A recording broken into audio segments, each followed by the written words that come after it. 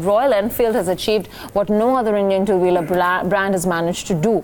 The Bullet has a cult following across the country and the world, but the rides turned rough over the last year or so, with sales slowing down. Yatin Mota is here to tell us exactly what went wrong at Royal Enfield. Yatin. Well, Devina, if you look at Royal Enfield and the auto industry, we are looking at some good amount of slowdown. But if you look at the last 4 quarters, Royal Enfield has underperformed the two-wheeler motorcycle industry in terms of growth. So clearly, it's beyond the auto slowdown and the factors which are impacting the slowdown at Royal Enfield in terms of the sales volume.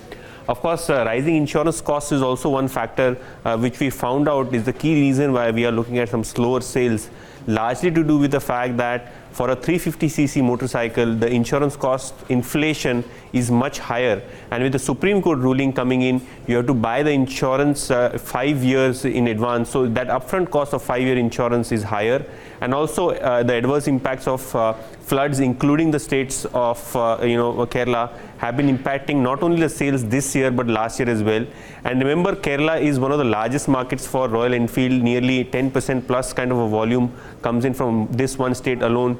If you remove UP, which has seen a good growth recently, Kerala was by far the largest market for Royal Enfield. Now talking about the recent price cut. Remember last week Royal Enfield announced the launch of its new Bullet 350 motorcycle, and to our surprise there was a 7 to 8% lower pricing to the existing model of Bullet 350. Of course, the company says that they have initiated some cost-cutting measures, changes in aesthetics, because of which there is a 7 to 8% discount to the existing model. But brokerages like IIFL do believe that this will not only have a 500 basis points impact on Bullet 350 margins, but also this is now a strategy wherein the management is looking at price cuts actively in order to garner volume market share. Also, if you look at the Bullet 350, that is almost 21% of total sales by volumes for Royal Enfield in FY19. Of course, the bread and butter business is coming in from the classic 350, which is almost 2/3 of the sales for Royal Enfield. However, if you look at the 650cc twins, they comprise only 5% of total sales, which of course are now having a 3 to 4 month kind of waiting period. But these two models, which is the classic 350 as well as the Bullet 350, the core foundations of Royal Enfield, there we are looking at some growth pressures, and that growth pressures are now probably converging into some kind of a pricing change which the management is looking at from the volumes perspective. As I was mentioning earlier, the slowdown is beyond the slowdown in the auto sector. There are various other factors. Look at the growth that the company has done fantastically in the past few financial years. Strong double-digit wholesale volume growth, strong double-digit same-store sales growth. Basically, the same-store sales growth is how much growth does the dealership itself look at.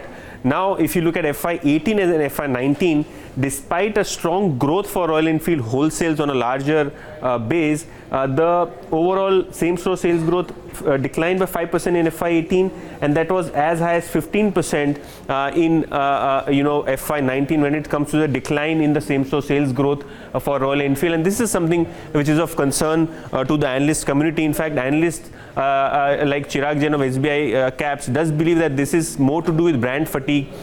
In the auto industry, we have generally seen that one brand does not last longer in terms of the recall, and usually we see some slag in sales. Probably that is something which analysts do suspect is happening with Royal Enfield at this point in time.